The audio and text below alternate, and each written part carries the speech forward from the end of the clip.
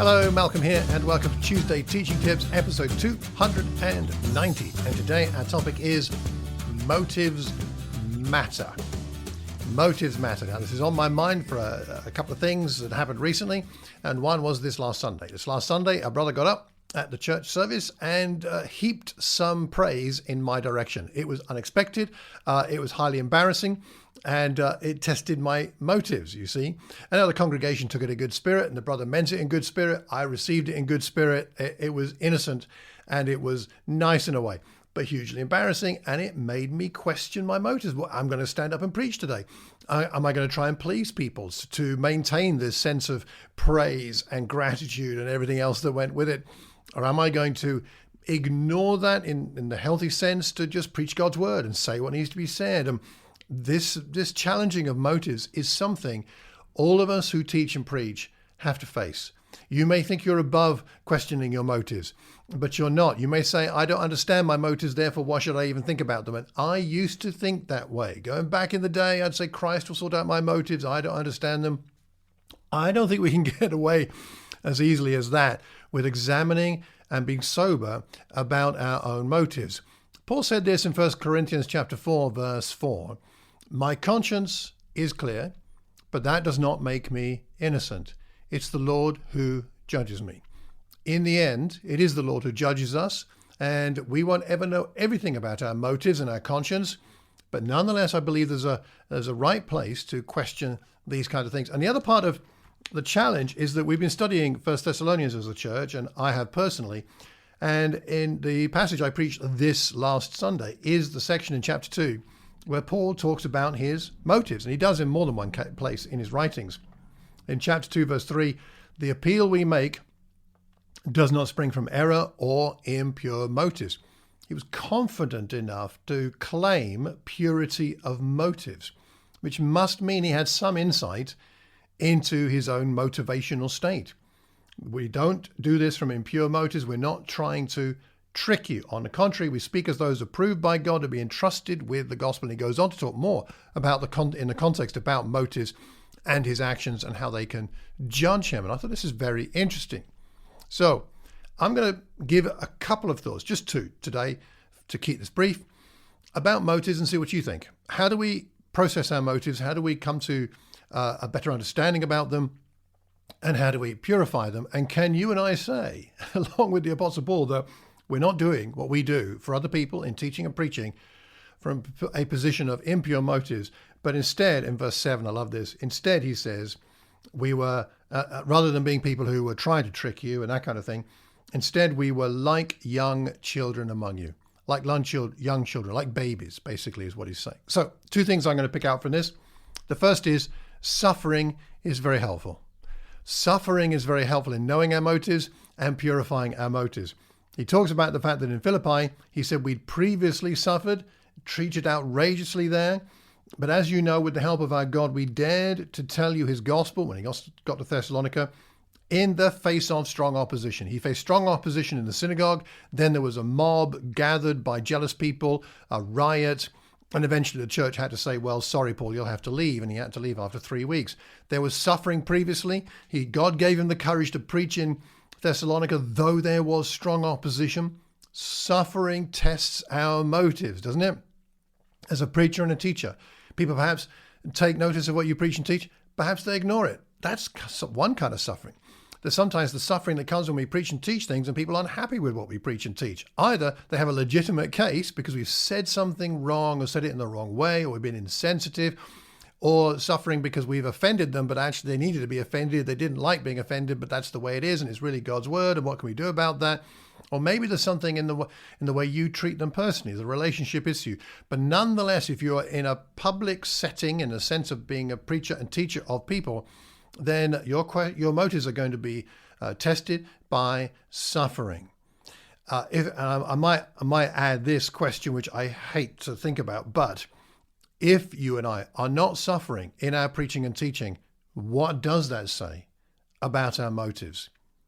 Shouldn't there be some? It looks like that happened to Jesus. It looks like that happened to Paul. It looks like actually it happened to just about everybody that God used, Old and New Covenant, when they were preaching and teaching and explaining God's word. there always seem to be some suffering involved. So if you and I aren't suffering for what we're doing in this arena, what does that say about our motives? Is it costing us more than we receive? Perhaps that's the suffering point, because suffering is sometimes very deliberate and oppositional and on a human level. Sometimes the suffering is just energy, time, staying up late, getting up early, praying more, studying harder, preparing thoroughly. There's a cost. Are you suffering for your preaching and teaching? I think that will test our motives. Ernest Best said this is quoting from the Tyndale commentary on this section. He said, the true missionary, and you can put in there teacher, preacher, whatever. I'll put in teacher. The true teacher is not someone specialized in the delivery of the message, but someone whose whole being, completely committed to a message which demands all, is communicated to his or her hearers. The true teacher, not the specialist in the delivery, but the whole of them is committed to it. And I think this is the motives thing.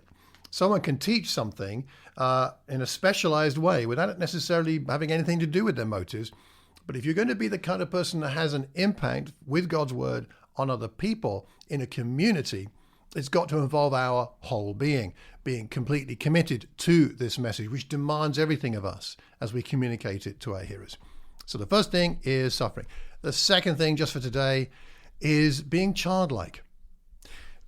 Being in a positionally placing ourselves in a congregational setting as a childlike person rather than as an authoritative person or authority-wielding person is another test of our motives. As Paul says, we could have used this authority. Even as apostles of Christ, we could have asserted our authority, but instead, we were like young children, like babies among you. A baby is an interesting analogy here, isn't it? Recently, I held a baby in my arms. My niece had her second child, Freya, and I had the delight of playing with her and holding her quite recently, and it was a joy. It was a delight. But he's saying, I'm like that. I'm like that tiny little child. That's how I was among you, not asserting my authority. What do we rely on? Character or authority? Positional credibility, if that's the right word, or positional influence, that's better, or just being amongst people. I don't know exactly all the reasons why Paul chooses the image of a young child, and he goes on to talk about it being like a nursing mother and a father elsewhere in chapter 2, and you might want to look at that. But for now, just this childlikeness, why does he choose that exactly? I'm not quite sure, but I wonder whether part of it is a child is almost invisible, especially in a crowd. In a crowd, there's a child somewhere, a little baby being held by somebody, but they're not prominent. In fact, they're not the person on the stage with the microphone, are they? They're kind of invisible. A bit like John the Baptist saying, I must become more, I must become less, Christ must become more. Is that our spirit? I want the congregation I'm teaching to become more. I want somebody else to take this place of mine at some point and become more than I. I would be happy to be invisible. This tests my motives. I like performing. I enjoy it. It's a gift I have, but I have to watch that because I can get too enamored with my opportunities to perform and not be happy to be invisible. How do we feel about that? I think it's a big challenge to our motives. I think the other part of this is that Paul is saying, I didn't come to you as a hero. I didn't come saying, right, here I come charging in to tell you everything that you need to know, tell you how to live, tell you what to do, tell you what not to do, and give you these commands. And look at me, I'm giving you all this. He didn't come like a hero. He came like a little child. He came to just be amongst them. And he did teach, and he did teach all the things they needed to know. Of course he did. But it was the attitude. I'm here for you. I'm not here to dominate. In other words, actually, in a way, of course, he was dependent. A child is dependent on others. And perhaps part of what he's saying here is, you needed me. I guess that's true. But I needed you. And he goes on later in the letter to talk about his affection for them. And look at that in 1 Thessalonians. The depth of their relationship is, and his expression of affection for them is really moving. And I think he believed this. I needed you. You baby Christians, 3 weeks old by the time I left, I needed you just as much as maybe you needed me. That sense of interdependence is key if you're teaching and preaching in a congregation. You cannot be the kind of person that says, yeah, you need me, look at my gifts, I'll give them to you. We need to be the kind of people that say, we need each other. I need you, you need me. Interdependence. Of course, the final test of all this is that if he'd been lying, the congregation would know. And his letter would have had no effect. In fact, well, it would have had the opposite effect to the one that Paul was trying to achieve by writing the letter. They wouldn't have felt drawn closer to him and more trusting of him. Instead, if they knew he was lying about all this, which they would know, they'd have said, well, let's not even bother finishing the letter. What's the point?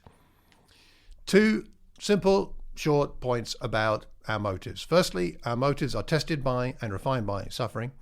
And secondly, our ability to be childlike in the way that we treat people is a big indicator of the motives of our inner heart.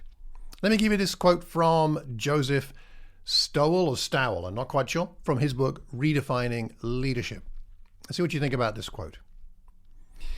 When we process our leadership by our characters, that's the most important thing, the character, the quality of the outcomes will be measured by a thriving culture where people are valued and not used, where the leader is respected and not feared, where a leader is trusted and not doubted, where the moral authority of the leader's life makes others glad to cooperate and achieve, where grace underwrites the administration of the employee handbook, and where the leader's example stimulates those he or she serves to live and lead as the leader lives and leads.